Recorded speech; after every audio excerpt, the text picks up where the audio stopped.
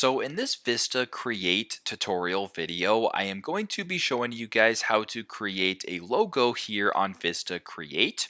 So once you have VistaCreate open up on your device, what I want you to do is to make sure that you're on the home screen. So go to the top left, press on home, then go to sort of the middle left here and make sure that the For You page is selected. This will also probably work if you have the business and personal page selected as well, but for simplicity's sake, we'll just go ahead and stick with the For You page. Then once go right below it, you have custom size, Instagram posts, etc. Simply just scroll to the right until you come across logo right here. The dimensions for this design is 500 by 500 pixels. And then once you're done, press on logo right here.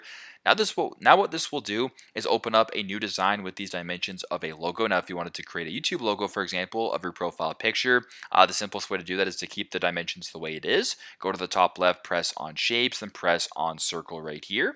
Then make the circle all the way the same size as the dimensions of the page. I accidentally messed that up. We'll just go to the shapes right here. I'll add a circle again, just like this.